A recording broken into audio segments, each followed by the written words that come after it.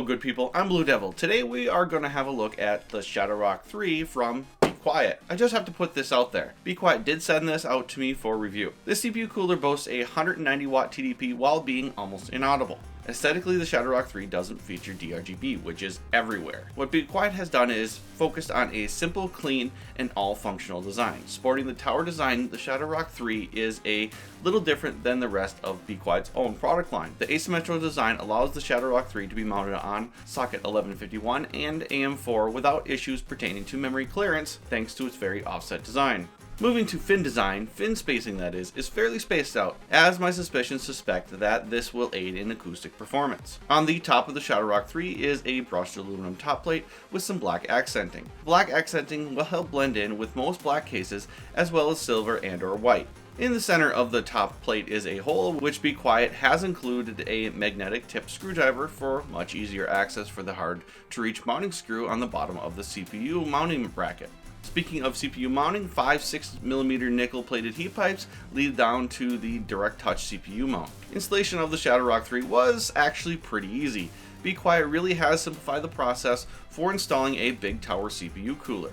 If installing on Intel, just install the backplate with a standoff, mount the brackets to each side, then secure the Shadowrock 3 down with a midplate with 2 mounting screws. The same pretty much goes for AMD's AM4 socket, except that the plastic brackets need to be removed prior to installation. The included Shadow Wings 2 fan, which is of the 120mm variety, runs at a max speed of 1600 RPM via its 4-pin PWM connector. 2 sets of fan mounts are included inside the box to mount a second 120mm fan to the other side of the Shadowrock 3 for a push-pull configuration. Now, I had previously done an article as well as video, Battle of the Towers, in which I pitted 4 different tower-style CPU coolers against one another.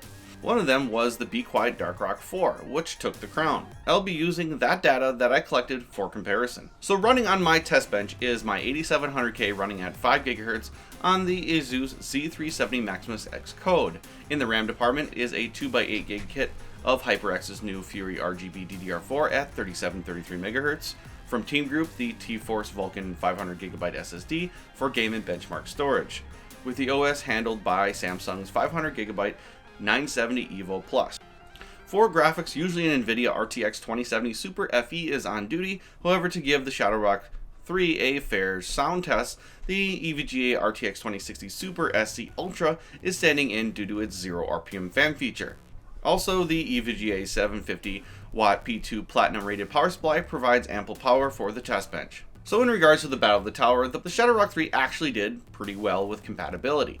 This is because of the offset asymmetrical design that Be Quiet has gone with, which seems to have an edge over the Darkrock 4 in terms of memory slot 1 clearance. Thermals, it was a different story. The Shadowrock 3 couldn't cut the mustard, ergo I had to lower my 5 GHz OC down to 4.8 GHz because my 8700K hit 100C in an AIDA64 stress test while at 5 GHz using the Shadowrock 3. Now comfortably sitting at 4.8 GHz at idle, the Shadowrock 3 was able to match the Darkrock 4 in temps at 36 degrees Celsius.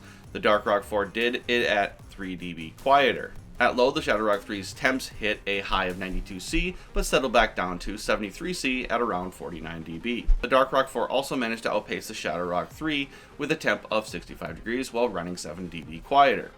I guess that the 135mm fan that spins 450 RPM slower makes a difference when it comes to noise. So kicking it up a notch, why not add another fan to the Shadowrock 3? So yeah, not much really. At idle, running 2 fans, the Shadowrock 3 temps didn't change much. 1C was added as well as an extra decibel of noise.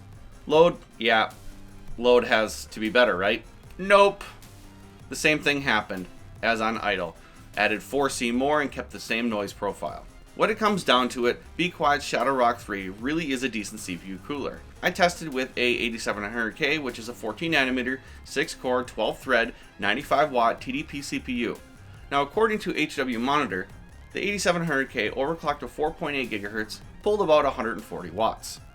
The Shadowrock 3 is rated for 190 watts TDP as advertised on the package.